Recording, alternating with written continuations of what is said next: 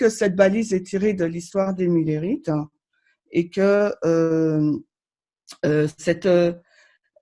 à cette balise, on identifie la loi du dimanche.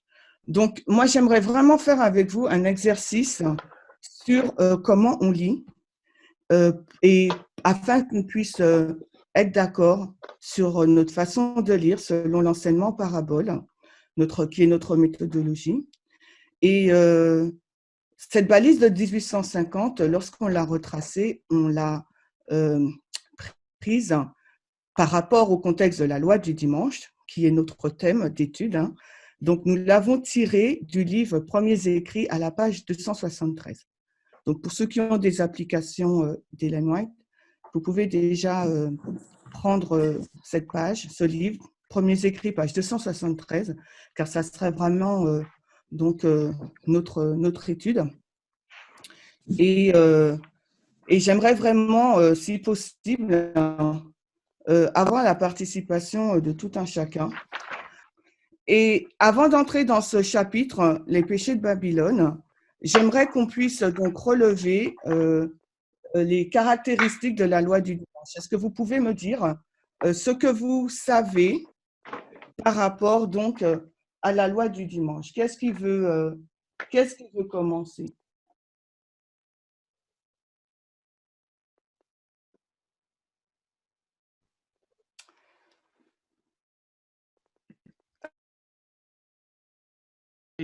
Alors, il y a une opposition entre loi du dimanche, même si aujourd'hui c'est un petit peu, ça a évolué, il y a le mot dimanche. Loi du dimanche, il y a le mot dimanche. Donc il y a le dimanche par rapport en opposition avec le sabbat. C'est la base. Alors, tu me dis que donc dans loi du dimanche, c'est loi versus sabbat versus dimanche. C'est la base au départ. Ok, d'accord. Donc on regarde là les caractéristiques. Vous êtes d'accord? Donc, c'est sabbat versus dimanche. Ensuite, quelqu'un d'autre? Qu'est-ce que vous savez? Nous sommes tous des adventistes. Qu'est-ce que nous savons au sujet de la loi du dimanche? Nous avons beaucoup de choses à voir ensemble. Donc, s'il vous plaît, participez. Je fais juste une étude sans participation. Elle sera universelle et imposée. Alors, qui est-ce qui parle? Si vous pouvez dire votre nom aussi. Moi, je suis Hélène. Je disais que cette loi sera universelle et imposée. Ok, d'accord. Merci. Ensuite, est-ce que quelqu'un d'autre veut parler? Oui, David. David? Oui, je t'entends. Qu'il y aura un décret de mort. Elle sera suivie d'un décret de mort. Ok. Moi, je dirais de façon plus générale, en fait, c'est une loi donc injuste qui va à l'encontre de la loi de Dieu. Opposée à la loi de Dieu. Ok. Est-ce qu'il y a quelqu'un d'autre qui veut rajouter quelque chose ou on continue? Alors, moi, je suis d'accord avec ce que vous. Je suis d'accord avec ce que vous avez dit. Parce que c'est ce que l'esprit prophétie nous dit. Et on va juste confirmer vos propos en lisant juste peut-être deux citations. Est-ce qu'il y a quelqu'un qui veut la lire? Et vous verrez que les deux citations que nous avons, que j'ai prises et qui s'affichent là à l'écran, résument un peu ce que vous avez dit. Est-ce qu'il y a une personne qui veut bien lire? Je vais lire. Vous nous donner pour le lire, c'est quel service chrétien? Je n'entends, j'ai pas, il y a deux personnes qui parlent, j'ai pas bien compris. Je disais pour le livre, c'est quoi? C'est service chrétien, Christian Service, c'est quel livre? Service chrétien, c'est la citation qu'on va lire là à la page 155.2 qui est traduite. Donc, c'est sur la loi de Dieu qu'aura lieu le dernier grand combat de la controverse entre le Christ et ses anges et Satan et ses anges. Et il sera décisif pour le monde entier. Les hommes occupant des postes à responsabilité non seulement ignoreront et mépriseront le sabbat eux-mêmes, mais depuis le bureau sacré, ils exhorteront les gens à observer le premier jour de la semaine, plaidant la tradition et la coutume au nom de cette institution créée par l'homme.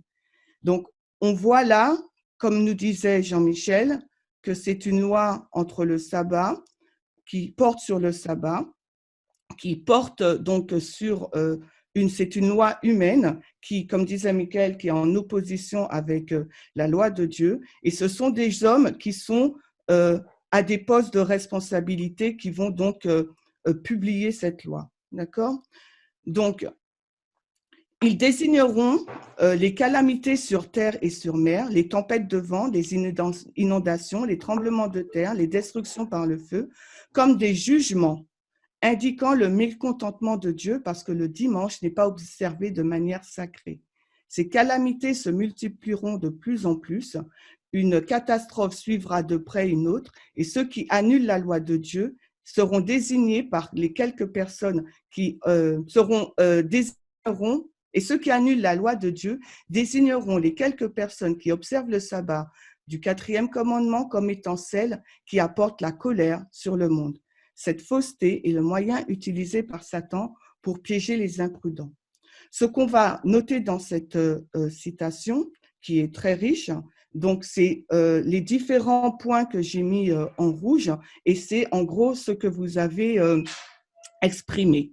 On note néanmoins la date à laquelle Ellen White a écrit cette citation, c'est 1904. La date 1904 nous montre que nous sommes donc dans la ligne de réforme des années 1888 et suivants. D'accord? Ensuite, on va prendre une autre citation. Il y a un élément que vous n'avez pas dit lorsque je vous ai demandé de lister les caractéristiques de la loi du dimanche, et c'est donc les pouvoirs législatifs. Donc maintenant, dans la citation précédente, on a dit des hommes qui ont des postes à responsabilité. Là, dans cette citation-là, qui suit, toujours dans le même livre, Service chrétien en anglais, Ellen White, là, elle est plus spécifique. Elle nous dit que ce sont les pouvoirs législatifs, donc les politiques, le gouvernement, le civil, les personnes qui publient des lois, qui votent des lois, qui vont donc publier donc cette loi, quelle que soit sa nature, d'accord? On reprend les points que vous avez dit. Elle est en opposition directe avec la loi de Dieu. Mais un autre élément que vous n'avez pas énoncé, qu'Ellen White, elle mentionne, ce sont donc les pouvoirs religieux. Donc, on voit qu'il y a deux pouvoirs en place. Il y a les pouvoirs législatifs et les pouvoirs religieux qui se combinent, d'accord? Et un autre point que vous n'avez pas dit, donc ils vont donc s'allier avec le pouvoir législatif et prétendent avoir les caractéristiques d'un agneau. Mais par leurs actes, donc prétendre, c'est faire semblant, c'est affecter, c'est être hypocrite. On dit qu'on est quelqu'un, mais en fin de compte, on n'est pas cette personne qu'on prétend être ou qu'on professe être. Donc, ces pouvoirs ou ce gouvernement va prétendre avoir les caractéristiques d'un agneau, mais en même temps, ses actes montrent qu'il a le cœur d'un dragon. Et quand on dit le cœur d'un dragon, tout de suite, la Bible nous montre, dans Matthieu 12, verset 34, que on parle, parce que c'est dans l'abondance du cœur que la bouche parle. Ce qu'il y a dans notre cœur, ce sont les paroles qu'on exprime. Ça va? Oui. Est-ce que vous me suivez? Je ne vais pas trop vite? Oui, ça va. Non, ça va. OK. Donc, pour résumer ce qu'on a dit, on n'a pas tout mis là sur la diapo, mais donc, c'est une loi qui est publiée. On peut être précis maintenant par les pouvoirs législatifs.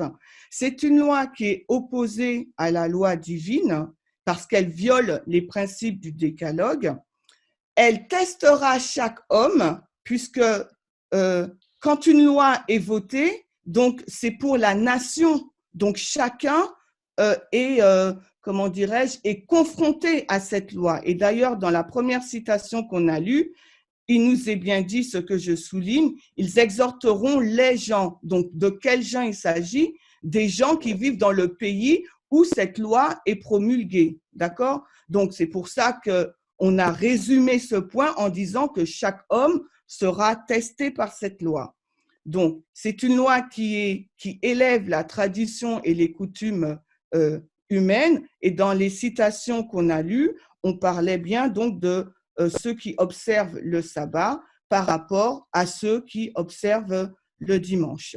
D'accord? Imen, je peux juste faire une petite nuance sur le mot prétendre. En fait, quand on va chercher dans le dictionnaire, là je suis le dictionnaire de la langue française, on a soutenir, affirmer, être persuadé de.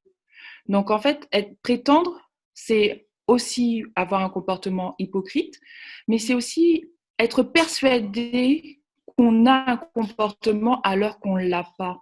C'est un peu se leurrer. Prétendre, ça a cette fonction, ça a cette double signification. Tu peux prétendre être quelqu'un et ne l'est pas de manière consciente, mais tu peux aussi prétendre quelque chose, être persuadé que, mais en fait, tu ne l'es pas. Merci pour ta précision, mais on va voir vers la fin quand on va avancer dans l'étude, quelle définition il faudra prendre.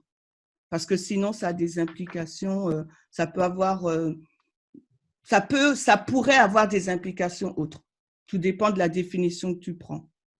Parce que si tu dis que tu ne sais pas vraiment, tu penses être ce que tu n'es pas, ça veut dire que tu peux être excusable. Ce que je veux dire, c'est que tu peux être persuadé d'être. C'est pas que tu peux être excusable, c'est que tu peux être persuadé de faire une bonne action, ou voilà, alors que le résultat de ta bonne action, le résultat n'est pas du tout le bon. Tu peux être persuadé d'être dans le vrai, alors que tu ne l'es pas.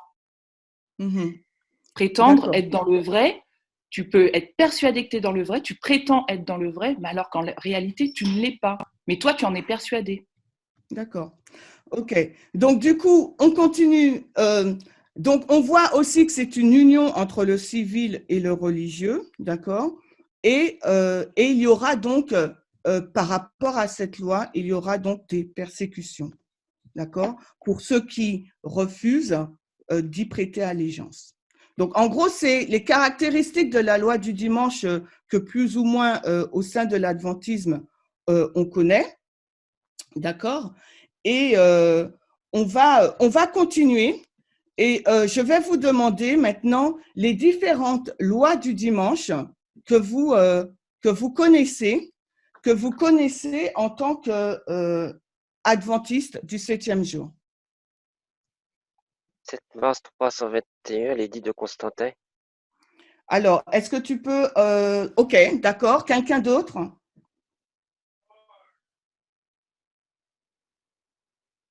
C'est la base de l'adventisme. Là, je ne pose pas des questions par rapport à la vérité présente. Ce sont des doctrines avec lesquelles nous sommes confrontés depuis que nous sommes adventistes qu'on connaît. Donc, n'hésitez pas à répondre.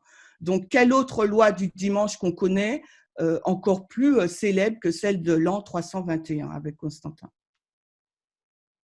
Moi, je pensais au concile d'Orléans en 511 avec Clovis. OK. Est-ce que de cela a découlé quoi? Il y avait, en fait, le dimanche avait été, rendu quasiment obligatoire, quoi. Je crois qu'il y avait…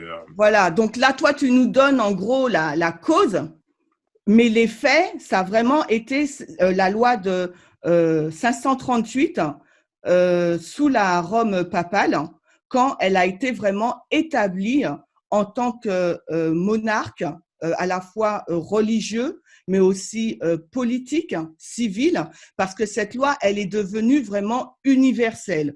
Et lorsque, je crois que c'est Johanna qui avait donné cette caractéristique, ou je ne sais plus qui, disant que ça serait une loi universelle. Donc, lorsqu'on regarde les différentes lois du dimanche, donc celle qu'on connaît, comment il s'appelle, David nous a donné, l'an 321, elle s'est passée, donc cette loi, si vous voyez le graphique? Oui. La loi de 321, en l'an 321, c'était une LD qui s'est passée donc sous l'empereur Constantin, et c'était donc la quatrième tête de la prophétie biblique, d'accord? La Rome païenne. Jusque-là, c'est bon? Ce dont Michael nous parle de 511 à 538, d'accord? 538, au moment où la papauté est établie et que commencent les 1260, là, c'est la cinquième tête de la prophétie biblique. On est dans la Rome papale, le cinquième royaume, les 1260 années. Et là, il y a une loi qui est votée aussi, OK? Et qui va opprimer notre liberté religieuse, qui va être une loi inégalitaire, qui ne va pas prôner l'égalité pour tous. Et de même, à chaque fois qu'il y a une loi du dimanche national, on va retrouver toujours ces mêmes caractéristiques. Une loi qui est votée au niveau civil, mais aussi où on voit l'organe religieux qui prend toute sa dimension. N'oublions pas qu'en 538, la papauté, c'est elle qui chevauche les rois. Okay? Donc, on voit cette union Église-État. Donc, pour pouvoir, juste pour montrer ce point, par rapport à ce que David nous a dit en l'an 321, là, on voit bien cette union donc des édits royaux, les conseils généraux et les ordonnances de l'Église. D'accord? C'est eux qui ont donc promulgué, imposé la loi par Constantin. Ça, c'est un texte de l'Esprit de prophétie, Darkness Before Dawn, la page 25.2. Mais si vous allez sur Wikipédia, vous ne lisez pas l'anglais, vous avez toute cette histoire qui est retracée et vous voyez encore qu'elle était contre la liberté et contre l'égalité. Si vous allez maintenant dans celle de 538 dont nous parlait Michael, là encore, il est difficile de voir cette fusion Église-État, mais il faut retracer la montée de la papauté pour la voir. D'accord? Et là, encore une fois, on voit plus les actions de l'Église. Donc, comme Michael nous a dit, c'était au Concile d'Orléans, mais là, c'était le 3e.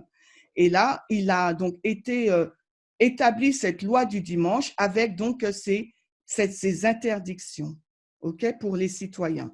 Donc, on voit que les lois du dimanche, on en a eu une en 321, mais de façon nationale. En 538, de façon nationale, qui impactait le monde connu de l'Empire romain. Ensuite, je vous ai mis 1619. Mais 1619, ce n'était pas une loi nationale. Elle était pour plusieurs petits États. Donc, c'est pour ça que je ne m'attarde pas dessus. Mais par contre, elle avait les mêmes caractéristiques que les deux précédentes. D'accord? Et ensuite, on arrive à la 6e tête. Quand on suit la loi du dimanche, tout de suite, on arrive dans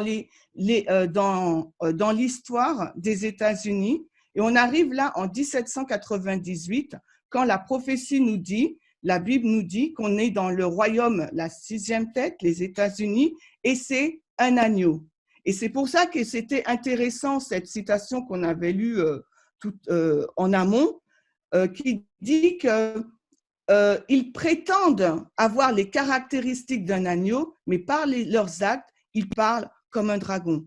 Donc, quand on regarde, quand on combine cela avec donc le récit prophétique, on sait tout de suite de qui Ellen White a fait allusion par rapport à la progression, à l'histoire progressive des têtes de la prophétie biblique ou même de la loi du dimanche. D'accord? Vous me suivez? Oui.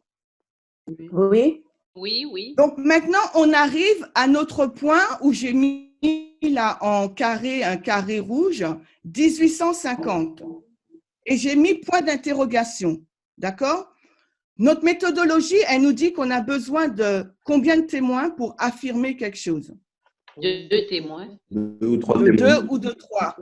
Donc là, nous avons 321, 538, qui nous montre que c'est donc un royaume qui édite donc une loi, ok, C'est une loi faite à la fois par l'organe législatif, mais aussi religieux. C'est une loi qui va donc à l'encontre des libertés et de l'égalité pour tous. Et en gros, c'est une loi qui est restrictive et qui opprime, d'accord? Et en listant que ces caractéristiques-là que nous avons vues.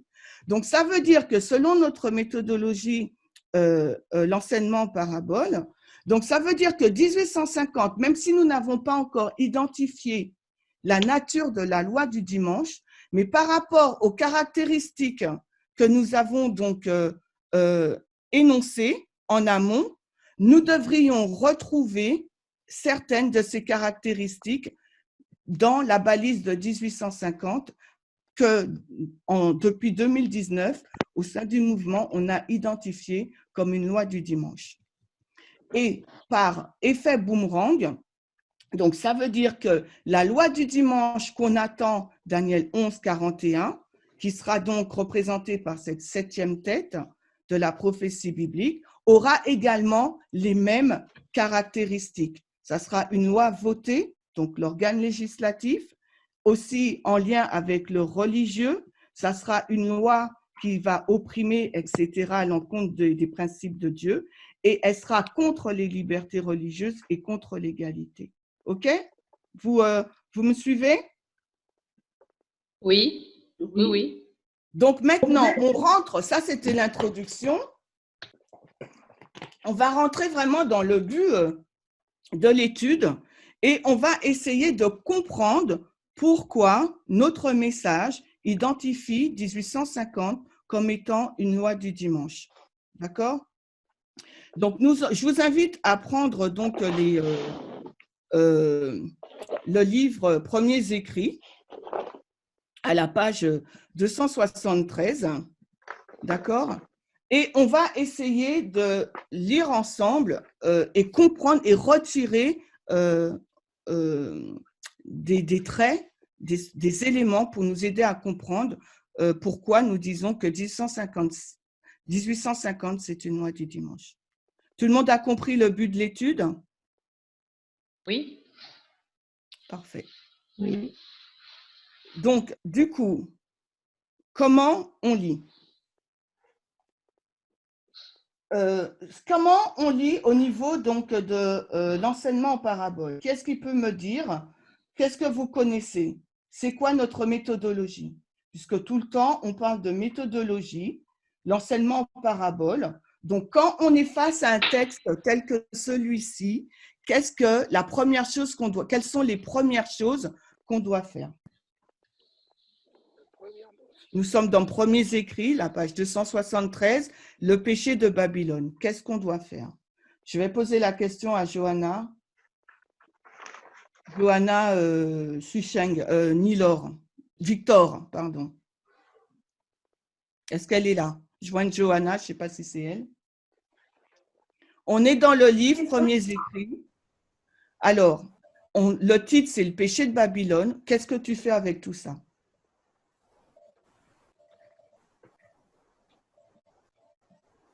Si tu ne sais pas, dis que tu ne sais pas, comme ça, je passe à quelqu'un d'autre.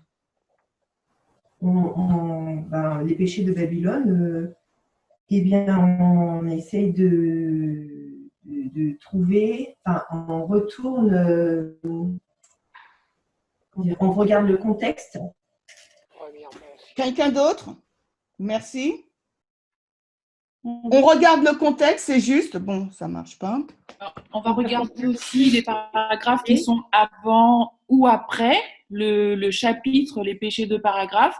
On va les lire, on va essayer de comprendre, comme dit Johanna, le contexte, en regardant où il se situe, en regardant le chapitre. Alors, juste une réponse, Natacha. Donc, regarde dans le sommaire où ça se trouve. Ok, d'accord. Quelqu'un d'autre? Donnez-moi juste une réponse, comme ça tout le monde peut parler. Ça a été écrit. Dites-moi qui parle aussi, parce que j'ai du mal à… Sylvia. Où ça a été écrit? Ça veut dire quoi? Je ne comprends pas trop. Quand la date? Ok, la date de rédaction.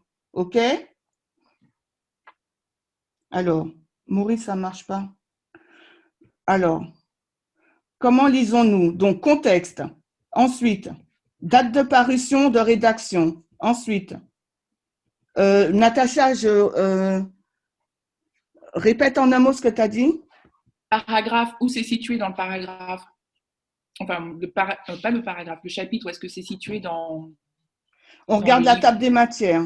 Exactement. Ensuite, allez, c'est notre base même. Alors, on doit savoir. Tout le temps, on parle de l'enseignement en parabole. Comparer et contraster. Oui, on va… Tu es au début, donc tu vas comparer, contraster quoi? Je le marque, David, mais oui, je le marque vers la fin. Voilà, oui, parce qu'il faut le comparer et le contraster avec nous actuellement. Donc, je l'ai dit en avance. Donc. OK.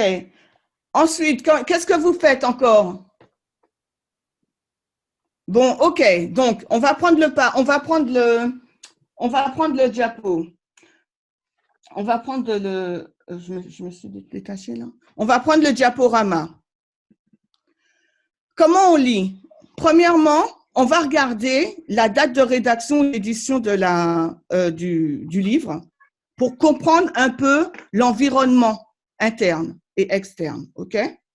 On va regarder l'année de parution du livre, le contexte historique de l'époque, en interne, en externe, le titre, et surtout, une fois qu'on a fait ça, on va regarder la première phrase et on va relever le mot important de la première phrase.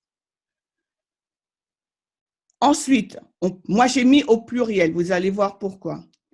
Parce que des fois, le mot important va englober plusieurs mots. On va regarder le premier paragraphe, parce que le premier paragraphe nous donne déjà la teneur de tout l'article. Et ensuite, on va regarder la conclusion. Donc, c'est ça notre méthodologie quand on est face à un livre, pas un verset biblique. Quand on est face à un verset biblique, c'est différent. On va regarder la première mention du mot pour comprendre la signification du mot. D'accord? Et ensuite, on regarde la structure, etc. Et ensuite, on prend le dictionnaire et les Strong. Mais premièrement, quand on est face à un texte comme celui à l'étude, on va regarder donc la date de rédaction, d'édition, l'année de parution, le contexte, le titre, la première phrase, le premier paragraphe et la conclusion. C'est cet exercice-là que j'aimerais faire avec vous, pas trop rapidement, d'accord?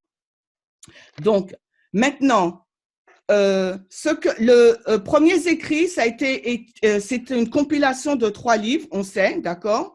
Donc, c'est un livre qui a été écrit, édité en 1882. Mais dans ces 3 livres, il y a donc le don spirituel, le 3e. Donc là, je vais un peu vite parce que je regarde le temps. Et durant ce 3e livre, c'est dans ce 3e livre, les dons spirituels, qui a été écrit en 1858, que l'on va retrouver donc ce chapitre qu'on va étudier. Donc, si on regarde, si on regarde ce que Ellen White est en train de nous dire, Ellen White nous situe en 1858. Mon truc ne fonctionne pas, je suis désolée. Donc, Ellen White nous situe en 1858. Vous êtes d'accord? Puisque c'est l'année de parution de dons spirituels. Donc, maintenant, on sait dans quel contexte qu'on est. 1858, on sait qu'on est dans un contexte politique très controversé aux États-Unis, où il y a une tension entre le Nord et le Sud par rapport à l'esclavage. On connaît ce contexte-là, on ne rentre pas tout de suite dans le détail. Moi, je veux vraiment regarder avec donc le titre, etc., ce qu'on peut tirer de ça. D'accord? Maintenant, on va dans le titre. OK? Il nous faudra répondre donc à ces 2 questions, mais avant, on va dans le titre. Les péchés de Babylone. Le titre, déjà, nous donne des indications. Donc, quand on va regarder, il faut que je sorte on va regarder donc au titre, dites-moi à quoi ça vous fait penser. Le péché de Babylone. Alors, vous allez prendre quel mot déjà pour essayer de voir à quoi ça vous fait penser? Le péché. Quand on prend le mot le péché, ça nous fait penser à quoi? À Adam et Ève quand ils Qui ont est-ce qui péché. parle? C'est Hélène, à Adam et Ève quand ils ont péché au tout début de l'histoire. Alors, le titre, Adam et Ève, tu dis le péché. Oui. Donc, oui, mais ok, mais comment tu vas définir le péché? Parce que là, c'est ce qu'il faut qu'on fasse, qu'on définisse. Donc, comment, c'est vrai, la première mention, Adam et Ève, très bien. La transgression de la loi de Dieu. Comment, c'est quoi ton nom? La transgression de la loi de Dieu. Oui, mais qui est-ce qui parle? Moi, ça me fait penser à C'est toujours Hélène. je pense péché. Marilène, ok. Hélène. Transgression. Pardon? C'est Hélène. Hélène, merci Hélène. Transgression, loi de Dieu, ok? Oui. C'est pas mal. Qui est-ce qui voulait parler encore? Péché, ça fait penser à quoi encore? Si on reste toujours dans, Hélène nous a placé dans le contexte de la première mention, donc ça nous fait penser à quoi? La désobéissance. Ok, Julia. il y a une désobéissance, merci Julia. Mais je cherche un mot, Genèse 3,15, il nous dit quoi? Séparation. Il y a une séparation, d'accord? Inimitié. Merci, c'est ce mot-là que je cherche, inimitié. Donc, inimitié, ça veut dire que Dieu, il est, c'est une haine, d'accord? Dieu, il est le péché, d'accord? Donc, il y a un acte, déjà le titre du chapitre, le péché de Babylone, en définissant le mot péché, sans entrer dans un verset biblique ou quoi, avec notre seule connaissance de la parole de Dieu, on sait que c'est un acte que Dieu est et qui place une séparation entre Dieu et quelqu'un d'autre. Et on sait que c'est la nation américaine dans le contexte qu'on est, d'accord? Est-ce que vous me suivez? Oui. OK. Maintenant, on va dans le deuxième mot, Babylone. Ça vous fait penser à quoi? Babel, Dominique. Babel. C'est Dominique qui parle, après c'est toi Gaëlle. Donc, oui. Dominique t'a dit Babel, oui, mais ok, Babylone, Babel. Mais n'oublie pas qu'on est dans la définition. J'ai pensé à quand il y a eu la confusion, quand les langues ont été confondues, donc confusion. Donc, tu mets Babel, confusion. Ok, Gaëlle, je t'écoute. C'était la même chose. Ah, alors, est-ce que quelqu'un d'autre veut nous dire autre chose? Je pense à la captivité. Je pense à la statue. Captivité, qu'est-ce qui a parlé? C'est la voix d'un jeune enfant. Alison. Super, Alison. Tu parles à la captivité. OK. Tu veux en dire un peu plus ou pas? Pas tout de suite. OK, merci. Est-ce qu'il y a d'autres personnes qui pensent à quelque chose? Moi, ça me fait penser à Je pense à la statue. Alors, qui est-ce qui parle? Annoncez-vous, s'il vous plaît. Alors, Hélène, la fureur de Dieu. Hélène, fureur de Dieu. Alors, il y a un mot il y a une réponse que je cherche et que vous ne me la donnez pas. La corruption. Je cherche aux nations. Je n'entends pas. Il y a deux personnes qui parlent. Marie. Vas-y. La corruption, l'apostasie. Oui, mais là, ça rentre dans confusion. Bon, ok, d'accord. On met corruption. Oui, je garde corruption. Merci, ouais. Ok, c'est bon. Je pense à la ville. Je pense aux nations.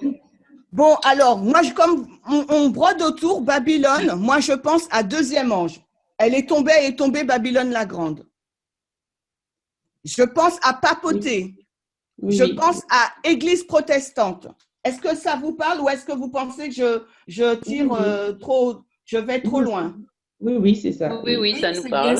C'est bien ça. Bon, ok. Deuxième ange.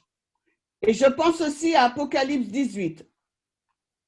Babylone est tombée. Donc maintenant, le titre seulement nous donne déjà, vous voyez, nous brosse déjà un tableau énorme sans être entré dans le premier paragraphe. Alors, imaginez, si le titre seulement nous donne déjà autant d'informations, imaginez la première phrase et ensuite le premier paragraphe. Et c'est ça la force de la méthodologie, l'enseignement en parabole.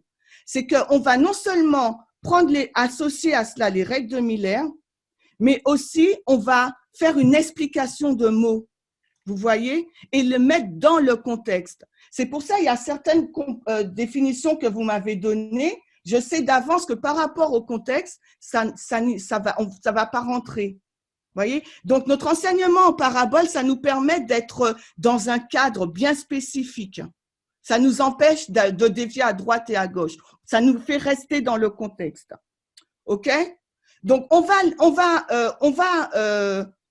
reprend. Donc, péché de Babylone, ça nous montre que cette nation a fait un acte, a désobéi, s'est séparé de Dieu, a fait quelque chose que Dieu est.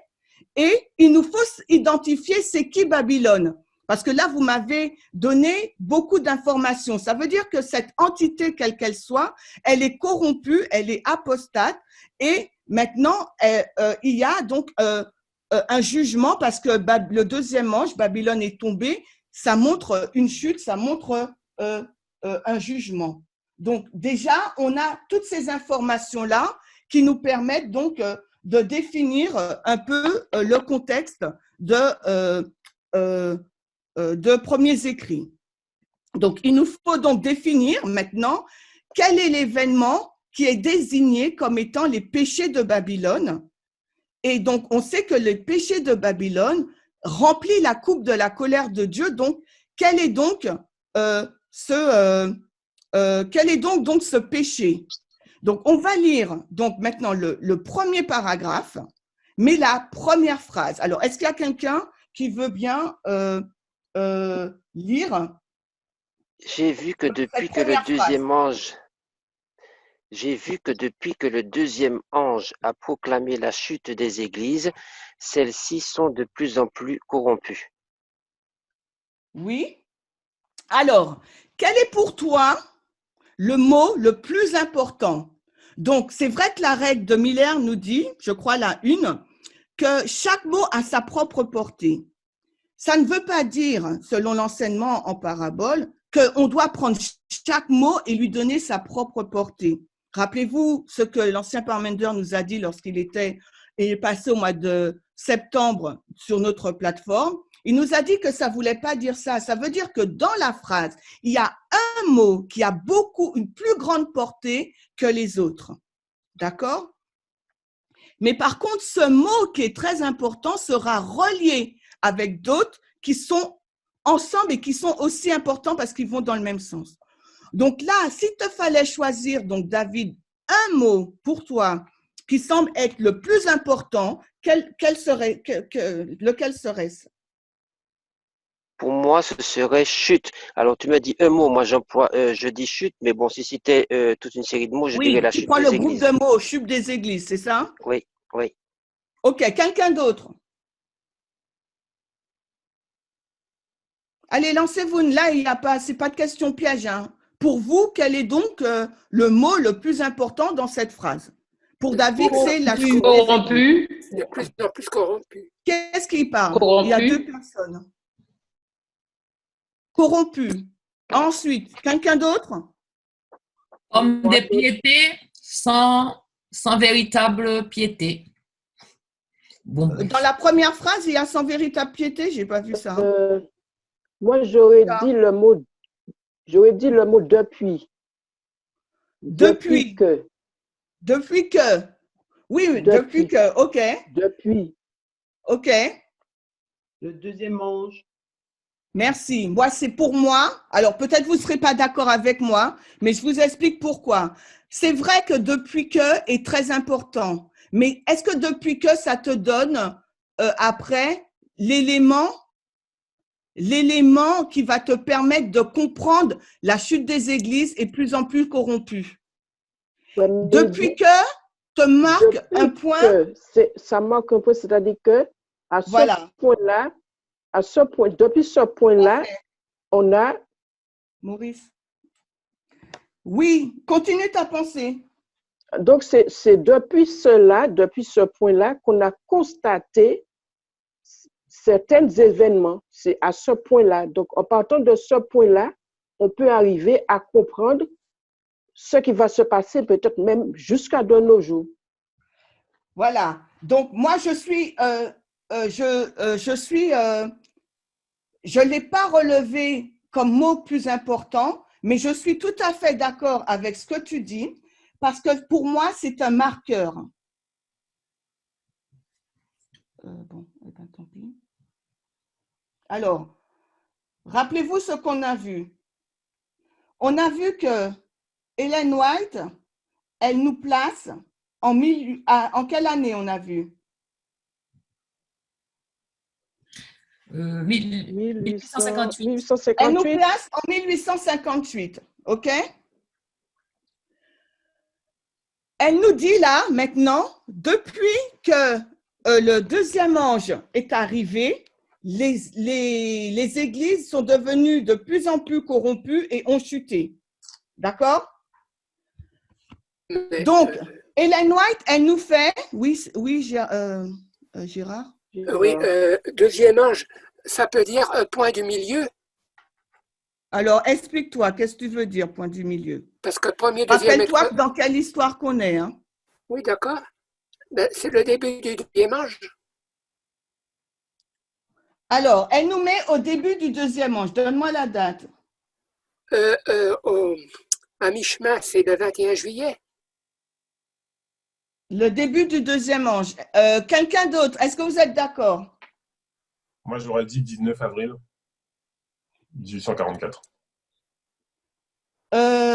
Gérard, le 21 juillet 44, c'est le départ du cri de minuit, Boston. Oui. D'accord? Donc, deuxième ange arrive. Donc, Ellen White nous fait retourner dans le passé. D'accord? Ah oui, d'accord. Oui, d'accord. Et elle nous dit que là, le deuxième ange est arrivé et il a annoncé donc la chute des églises. Donc, si on va dans maintenant le deuxième ange, Apocalypse 14, le verset, Apocalypse 14, le verset 8, on verra que le deuxième ange, il dit Babylone est tombée. Fois 2, d'accord? Donc, je ne lis pas le verset parce que tout le monde connaît ce verset. Donc, Apocalypse 14, le verset 8, c'est le deuxième ange qui annonce la chute de Babylone. Mais Ellen White, elle, qu'est-ce qu'elle nous dit? Est-ce qu'elle dit que c'est la chute de Babylone? Maintenant, David, on va comparer et contraster. Est-ce que tu peux nous faire cet exercice? Compare et contraste donc les mots du deuxième ange, elle est tombée Babylone, avec ce qu'Ellen White nous dit. Je vais te mettre la diapo sur la première phrase. Oui. Alors, qu'est-ce qu'elle dit, Ellen White, David? Alors, je relis la première phrase. Donc non, tu me donnes la réponse. On compare le deuxième ange. Le deuxième ange, il dit Babylone est tombée. Mais Ellen White, quelle expression qu'elle utilise ou quel mot qu'elle utilise qui veut dire que Babylone est tombée? Les églises ont chuté. La chute des églises. La chute des églises. Et c'est à ce moment-là, David, que tu peux comparer et contraster. Oui, j'avais compris, j'étais d'accord. Tu comprends? Donc, Babylone, tu vas mettre deuxième ange. Et là, tu vas égal, église. Donc, premiers écrits, 273.1. Est-ce que vous me suivez? Oui, parfaitement.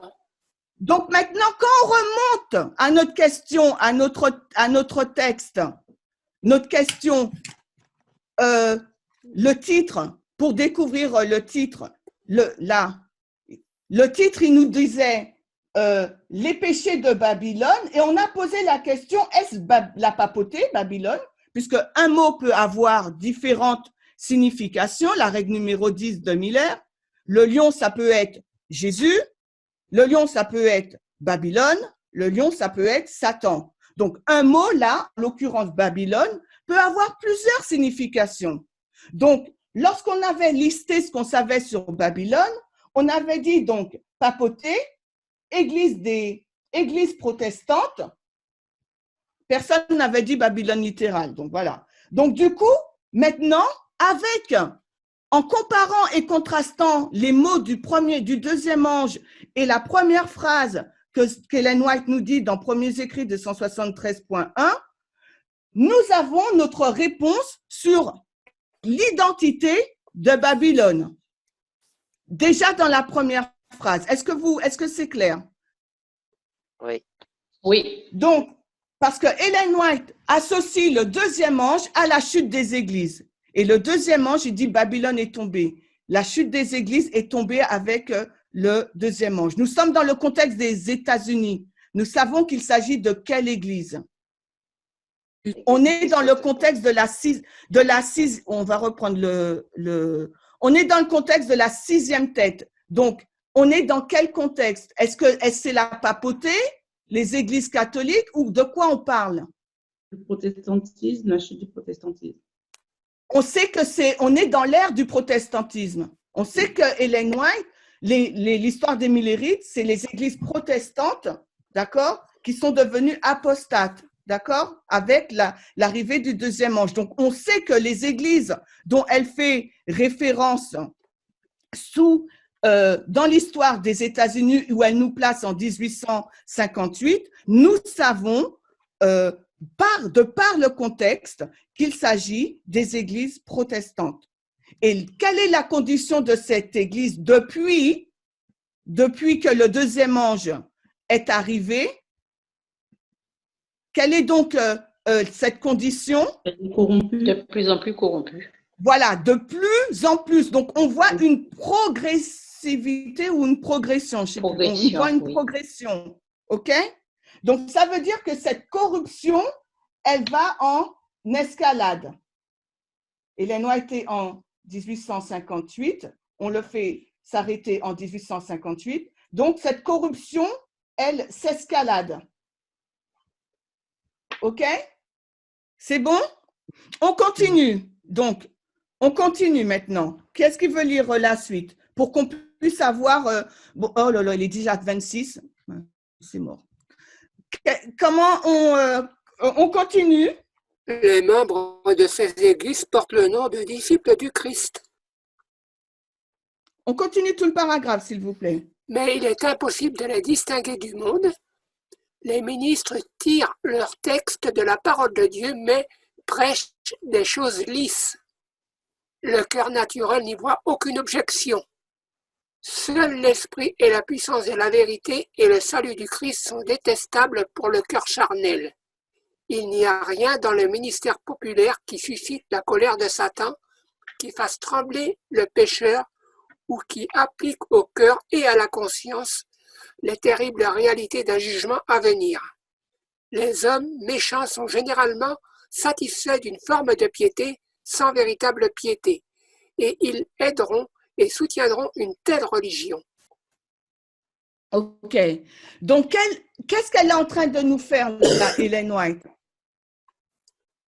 Qu'est-ce qu'elle fait en parlant? Qu'est-ce qu'elle fait? Elle décrit combien de groupes? Elle décrit les caractéristiques des églises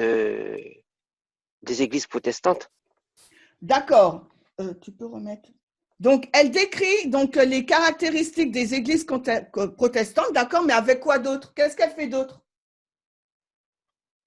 Tu peux mettre en partie. On peut pas les avec le monde. Avec qui d'autre elle est en train de…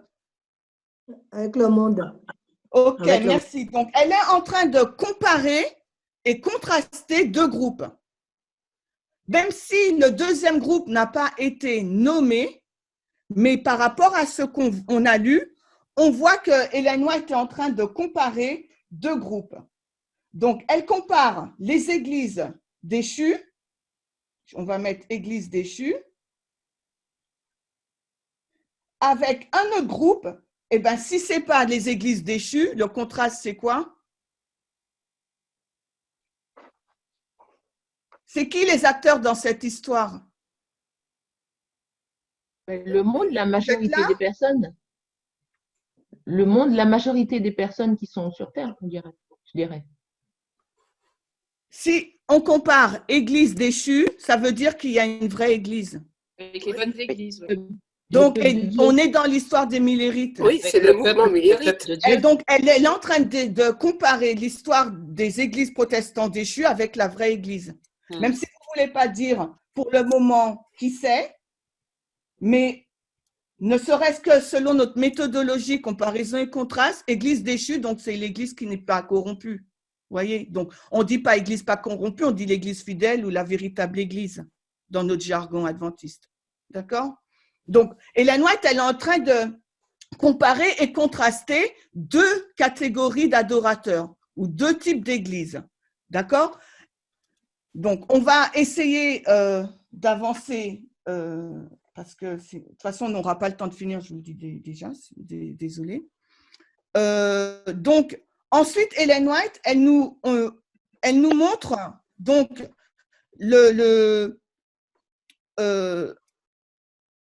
que ces églises-là, d'accord, de par leur prédication, ne suscitent en aucun cas la colère de Satan et qu'elles sont vraiment sous la tutelle de Satan. Parce qu'il n'y a rien dans la prédication qui leur permet donc de se repentir ou de revenir à Dieu, d'accord?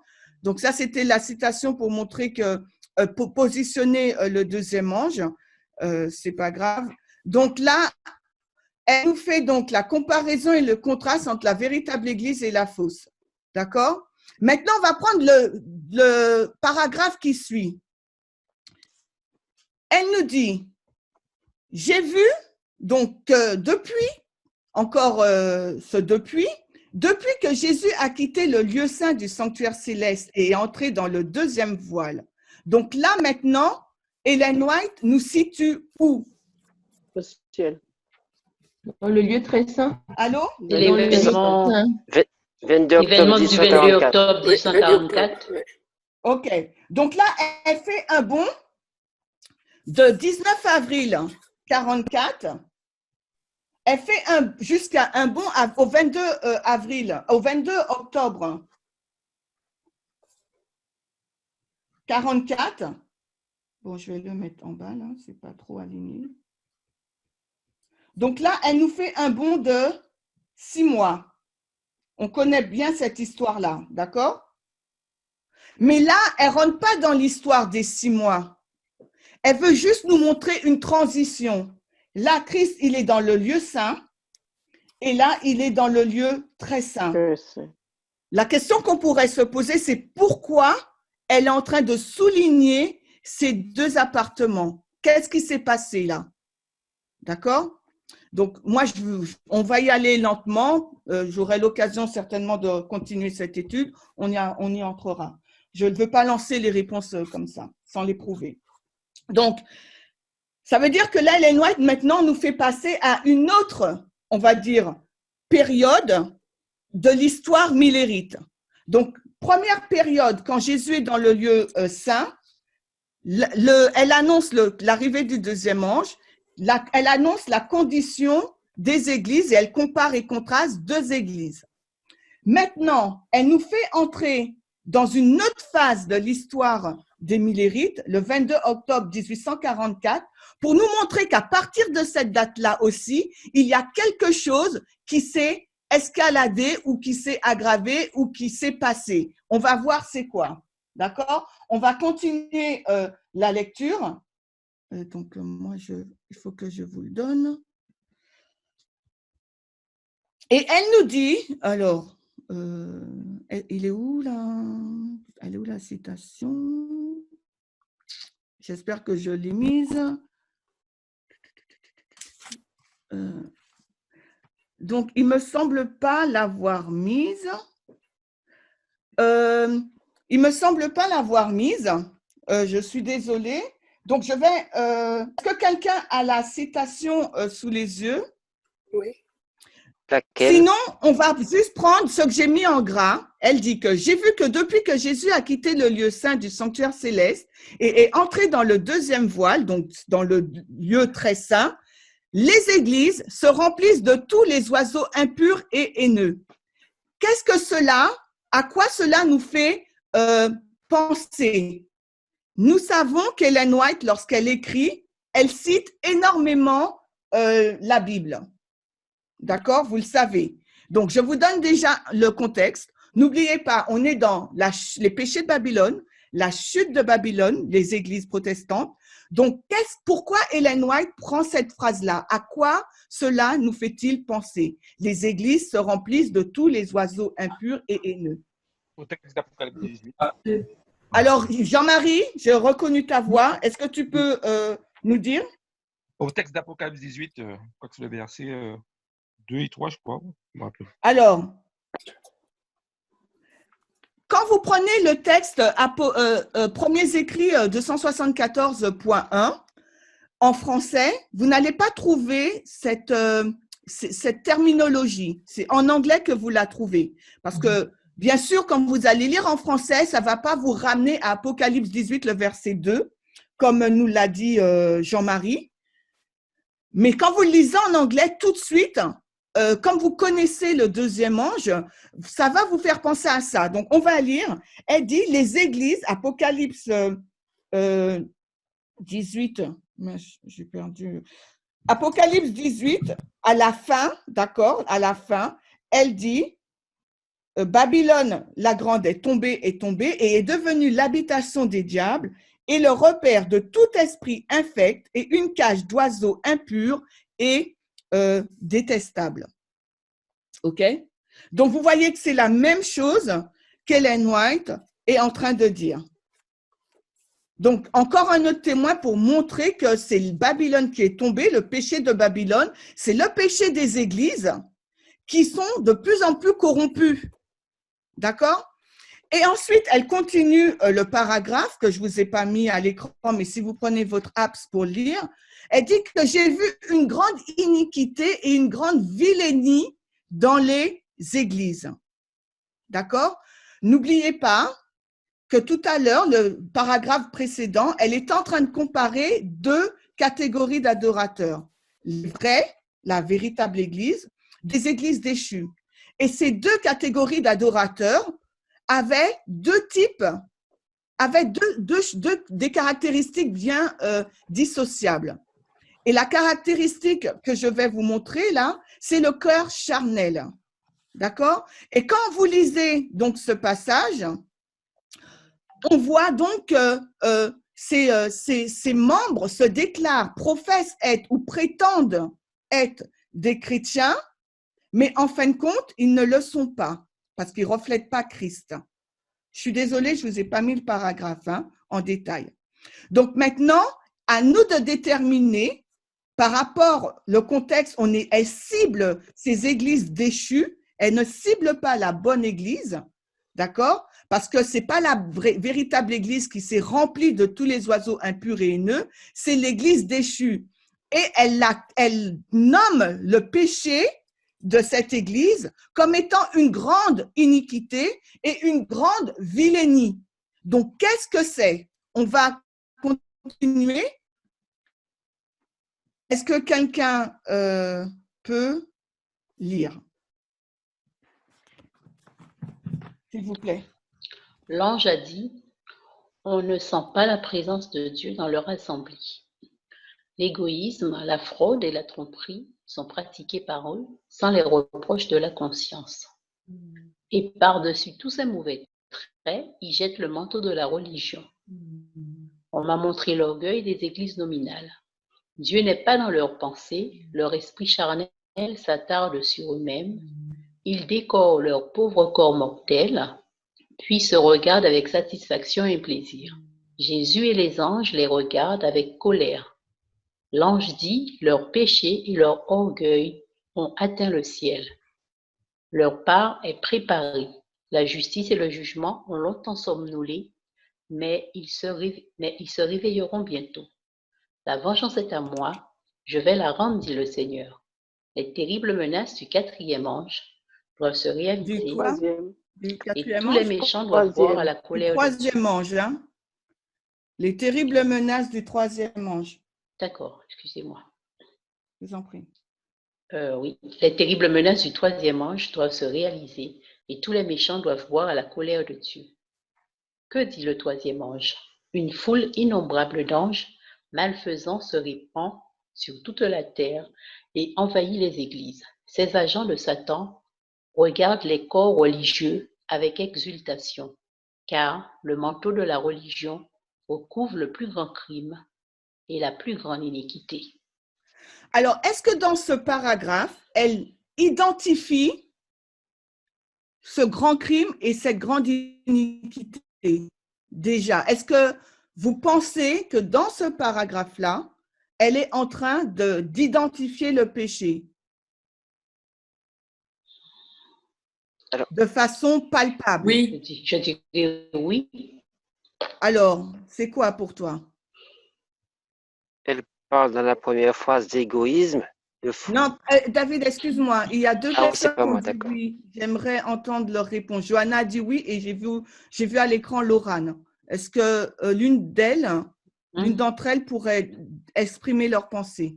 Alors déjà, on a une phrase qui va nous dire qu'on va montrer l'orgueil des églises nominales. Voilà. Alors, pour toi, l'orgueil des églises nominales serait le péché de Babylone. Parce qu'après, plus bas… N'oublions pas qu'on trace le péché de Babylone. Oui. N'oublions pas notre étude, c'est la loi du dimanche. D'accord? On a déjà posé la conclusion, c'est la loi du dimanche, parce que c'est ce que le mouvement enseigne. Donc, est-ce que pour toi, dans ce paragraphe, elle pointe déjà du doigt de façon spécifique le péché de Babylone? Tu dis oui avec l'orgueil des églises. D'accord. Laurane, toi, qu'est-ce que tu dis? J'ai dit avec les compromis, on dit des choses qui flattent. Alors, je t'arrête. Est-ce que dans le texte, on étudie selon la méthodologie? Est-ce que selon le texte qu'on a lu, où as-tu vu cette histoire de compromis et de flatterie? Toutes les réponses doivent être dans le texte selon notre méthodologie, l'enseignement parabole.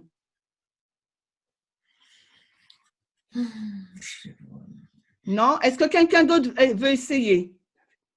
David, tu voulais parler. Alors, quand on ne se sent pas la présence… Moi, je dirais, en fait, c'est le manteau de la religion qui couvre le plus grand crime. C'est la dernière partie, la dernière phrase, en fait.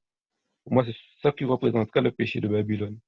D'accord, je suis d'accord avec ça, mais est-ce qu'elle identifie de façon tangible ce manteau de religion qui recouvre le plus grand crime? Moi, je vois l'égoïsme, la fraude et la tromperie qui sont pratiquées par eux sans reproche de la conscience. D'accord. David, tu voulais dire quelque chose et je t'avais interrompu. Oui, c'était le même texte qu'a cité Natacha. L'égoïsme est sans reproche de conscience. Ouais. Moi, je dirais qu'en fait, effectivement, elle parle de péché, d'orgueil, d'hypocrisie, tout ça. Mais en fait, elle pointe pas du doigt exactement c'est quoi le péché. Ça reste toujours général, en fait. Voilà, moi, je suis de l'avis parce que ce paragraphe-là, excusez-moi, c'est de ma faute, parce que je ne vous ai pas fait lire le paragraphe précédent dans son intégralité. Vos réponses sont justes, d'accord? Parce que ça, c'est vraiment la cause, d'accord? Vos réponses sont justes. Mais là, ce qu'elle est en train de faire dans ce paragraphe, quand vous allez lire ce midi le chapitre, vous verrez qu'en fin de compte, c'est juste une répétition et un élargissement du premier paragraphe. Premier, deuxième, troisième paragraphe, elle répète et élargit ce que sont les corruptions de Babylone, des églises protestantes. Mais elle ne pointe pas encore du doigt. Elle dit, voilà leur fausse religion, d'accord? Leur orgueil, tout ce que vous voulez. Et cette condition dans laquelle elles se trouvent, ces églises, va provoquer la justice et le jugement de Dieu. Et un élément intéressant qu'elle nous montre là, elle nous dit les terribles menaces du troisième ange doivent se réaliser. Donc, encore un autre élément où Ellen White, tu peux me mettre le truc, encore un autre élément où Ellen White se situe, elle nous a situé point de départ, deuxième ange, depuis que le deuxième ange est arrivé. Ensuite, elle nous a situé 6 mois après, 22 octobre, ma connexion est lente, excusez-moi pour vous montrer au tableau. 22 octobre 1844. Et maintenant, il nous situe troisième ange. Alors maintenant, s'il faut relier les balises entre elles, pourquoi maintenant elle nous parle du troisième ange? Parce que c'est toute une histoire qu'il nous faut comprendre. Vous voyez? Peut-être que vous ne m'avez pas suivi, je reprends. Au départ, Ellen White, elle nous situe à l'arrivée du deuxième ange, 19 avril 1844. Point de départ pour la corruption des églises. Ensuite, elle nous mène au 22 octobre 1844, d'accord, là. Elle nous mène là. Et ensuite, elle nous dit, les terribles menaces du troisième ange vont être exécutées. Pourquoi? Maintenant, elle introduit le troisième ange, les menaces du troisième ange dans cette histoire. S'il faut relier toute l'histoire ensemble, comment vous comprenez, selon notre méthodologie, l'enseignement parabole? Parce qu'il nous faut relier donc cette histoire-là avec celle-là et avec… Bon, alors, je vais mettre là 1850 parce que je n'ai pas mis assez de… on va gommer ça. 1850, puisque c'est ça notre étude, hein, je vous rappelle. Ellen White, elle est là en 1858 et elle nous fait aller dans cette histoire. Ensuite, de 1858, elle nous fait aller dans cette histoire. Alors, pourquoi maintenant, dans le troisième paragraphe, elle nous parle du troisième ange? Parce qu'il nous faut relier toute cette histoire. Moi, je dirais que, en fait… Michael, bon, vas-y. Vas-y. Vas-y, Michael, mon temps est terminé. Je prends ta dernière réponse et je continuerai l'étude une prochaine fois. Non, mais moi, je dirais que le troisième ange, en fait, le deuxième ange, il fait un constat. Donc, il constate effectivement qu'il y a une chute spirituelle, en fait. Et en fait, le troisième ange, lui, il donne le jugement, en fait, qui va résulter de cette chute. D'accord. Est-ce que quelqu'un peut situer le troisième ange dans l'histoire? Le troisième ange arrive après le 22 ou alors le 22 octobre 1844.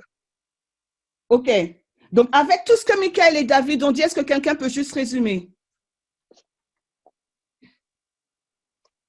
Je peux juste ajouter quelque chose? En fait, vu que le troisième ange arrive au 22 octobre 1844, ça prouve en fait qu'à ce moment-là, il y a, en fait, je ne sais pas si je peux le dire maintenant, une porte fermée pour une catégorie. Ce n'est pas notre histoire. Voilà, c'est juste ce que tu dis. C'est dans notre méthodologie, notre message, mais ce n'est pas notre histoire. Notre fil conducteur, c'est la loi du dimanche, d'accord? Et comprendre ce qu'Ellen White est en train de nous dire, elle ne nous parle pas de porte fermée. Donc, je vais juste résumer pour finir parce que j'ai dépassé mon temps. Donc, Ellen White, on va relier les balises. Ellen White nous situe justement au lieu très saint, 22 novembre 1844, c'est l'arrivée du troisième ange tout simplement. Et le troisième ange nous montre qu'il y aura un jugement. Donc, Babylone, les péchés de Babylone sera jugé au moment où sera jugé parce que le troisième ange arrive, quand son sort, il est scellé, il est irrévocable. Donc, quand on arrive au 22 octobre 1844, on sait que dans cette histoire, Babylone, les églises protestantes, donc la nation américaine aussi, puisque les églises marchent aussi, bon, c'est notre histoire, on va dire Babylone, les églises protestantes seront jugées. Donc, on sait que le chapitre, les péchés de Babylone, nous parle de la chute des églises par rapport au péché, le grand crime qu'elles ont commis. elles seront jugées parce qu'elles sont des églises déchues. Et il nous faut maintenant identifier quel est donc ce grand crime qui va provoquer le jugement et la colère du troisième ange. D'accord?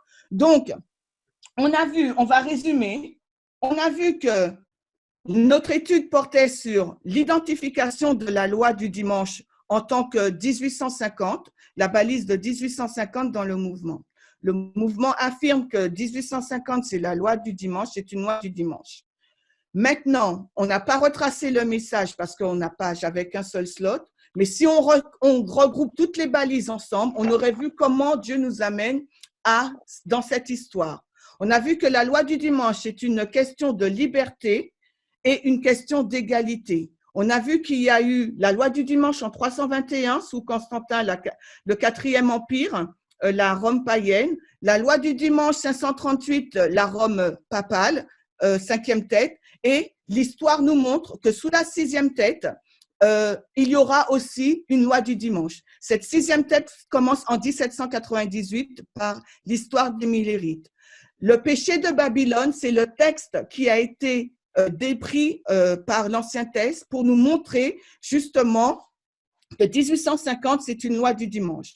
À partir de ce texte, page 273, premiers écrits, selon notre enseignement en parabole, notre méthodologie, nous avons été pas à pas pour essayer d'identifier quel est donc les péchés de Babylone et pourquoi 1850, nous arrivons à conclure que c'est une loi du dimanche. Nous sommes pas encore arrivés à la fin de l'étude, mais si j'ai l'occasion, je continuerai. Si j'ai pas l'occasion, je vous inviterai à lire la newsletter pour connaître la suite. Et c'est vraiment un exercice pour nous montrer vraiment pas à pas. Je l'ai fait vraiment pas à pas pour qu'on puisse voir comment on utilise l'enseignement en parabole pour qu'il va justement confirmer nos conclusions.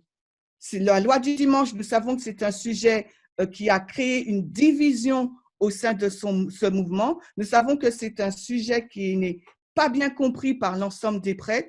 C'est la raison pour laquelle j'ai voulu être méthodique et concise et prendre mon temps. D'accord? Je vous remercie tous pour votre participation. Excusez-moi, j'ai dépassé le temps de 6 minutes. Je vous invite à prier. Éternel, bon Père Céleste, nous te remercions pour tous ces enseignements que tu nous donnes, cette méthodologie, Seigneur, qui nous cadre, qui nous permet de pouvoir relier les balises ensemble, comprendre l'histoire, voir comment tout est imbriqué, afin que nous ne puissions pas rougir de nos conclusions et que nous puissions comprendre l'esprit de prophétie pour voir tout remettre ensemble et avoir une claire vision. Nous te remercions de l'accroissement de la connaissance que tu nous as donné par rapport à la loi du dimanche, cette triple application. Nous te remercions de ce que tu nous permets de nous réunir ici en ce sabbat. Et nous te remettons la suite du programme et te demandons de nous aider à mieux te comprendre, ton caractère et savoir comment t'adorer dans nos vies, dans notre esprit et dans nos relations les uns avec les autres. Nous te demandons toutes ces grâces dans le doux nom de Jésus. Amen.